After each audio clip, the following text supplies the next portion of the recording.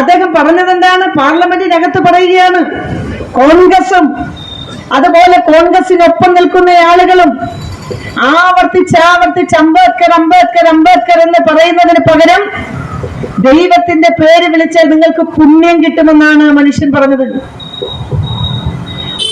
നാം ആലോചിക്കേണ്ടത്, ഭരണഘടനാ ശില്പിയെ പോലും വെറുതെ വിടാത്ത ഭാരതീയ ജനതാ പാർട്ടിയുടെ നിലപാടുകളാണ്. ഇപ്പൊ ഈ ഭരണം കഴിഞ്ഞാലും എത്ര കാലം കഴിഞ്ഞാലും നമ്മളൊക്കെ മരിച്ച് മണ്ണോട് ചേർന്ന് കഴിഞ്ഞാലും ഈ പാർലമെന്റിൽ പറഞ്ഞ കാര്യങ്ങൾ അത് പാർലമെന്റിന്റെ രേഖകളിൽ ഉണ്ടാകും, ലൈബ്രറിയിൽ കാണും. എന്താണ് ഈ രാജ്യത്തിന് അവർ നൽകുന്ന സന്ദേശം? സത്യത്തിൽ സവർണാധിപത്യത്തിന്റെ നിലപാടുകളുടെ ആവർത്തനമല്ലേ ഇന്ത്യൻ പാർലമെന്റില് അമിത്ഷാ നടത്തിയത്? ഭരണഘടനാ ശില്പിയെ അപമാനിച്ചത് വഴി രാജ്യത്തിനുണ്ടായിരിക്കുന്ന വലിയ വേദന അത് കാണാൻ, കണ്ണു തുറന്ന് കാണാൻ ഈ രാജ്യത്ത് BJPക്ക് കഴിയുന്നില്ല.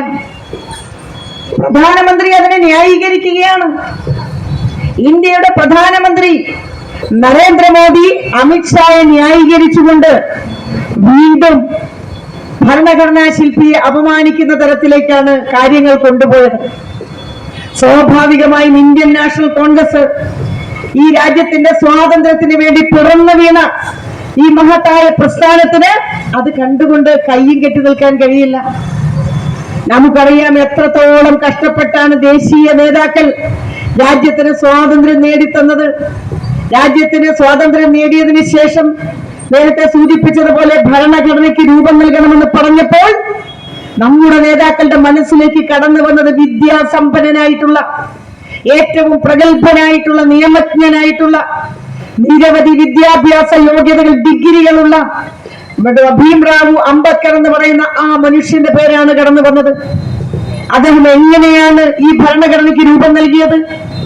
ലോകത്തെ വിവിധ രാജ്യങ്ങളിലെ ഭരണഘടനകൾ വായിച്ച് കോൺസ്റ്റിറ്റ്യൂവന്റ് അസംബ്ലിയിൽ ചർച്ച ചെയ്ത് നമ്മുടെ രാജ്യത്തിന്റെ പ്രത്യേകതകളെ സംബന്ധിച്ച് അവലോകനം ചെയ്ത് വിവിധ ഭാഷകളും മതങ്ങളും നിരവധി വൈവിധ്യങ്ങളുമുള്ള ഈ രാജ്യത്തെ ജനങ്ങളെ ഒരുമിപ്പിച്ച് കൊണ്ടുപോകാൻ കഴിയുന്ന തരത്തിലുള്ള ആ നീക്കങ്ങൾ നടത്തുമ്പോൾ ലോകത്തെ ഭരണഘടനകളിലൂടെ കടന്നുപോയപ്പോൾ നമുക്ക് വേണ്ടത് ഉൾക്കൊള്ളുകയും വേണ്ടാത്തതിനെ പിന്തള്ളിക്കൊണ്ടുമാണ് ഈ ഭരണഘടനയ്ക്ക് രൂപം നൽകിയത്. ജനാധിപത്യവും മതേതരത്വവും ഇന്ത്യൻ ഭരണഘടനയുടെ ആമുഖത്തിൽ എഴുതി വച്ചിരിക്കുന്നു. ഈ കോൺസ്റ്റിറ്റ്യൂവന്റ് അസംബ്ലിയിൽ ഒരുപാട് തർക്കങ്ങൾ ഉണ്ടായപ്പോൾ, വാക്ക് തർക്കങ്ങൾ ഉണ്ടായി. രാജ്യത്തിന് ഏറ്റവും ഉചിതമായിട്ടുള്ള ഭരണഘടന ഉണ്ടാക്കുന്നതുമായി സംബന്ധിച്ചുള്ള വാക്കുകളിൽ പോലും അവർ വിശകലനം ചെയ്ത് മുന്നോട്ട് പോയപ്പോൾ ഇന്ത്യയുടെ രാഷ്ട്രപിതാവ് മഹാത്മാഗാന്ധിയുമായും ആദ്യത്തെ പ്രധാനമന്ത്രിയായിട്ടുള്ള ജവഹർലാൽ നെഹ്റുവുമായും ഡോക്ടർ അംബേദ്കറിന്റെ നേതൃത്വത്തിൽ നടത്തിയിട്ടുള്ള നിരവധി ചർച്ചകളെ കുറിച്ചടക്കം നമുക്ക് ചരിത്രത്തിലേക്ക് പിന്തിരിഞ്ഞു നോക്കിയാൽ കാണാവുന്നതാണ്. അവർ കൂടിയാലോചനകൾ നടത്തി.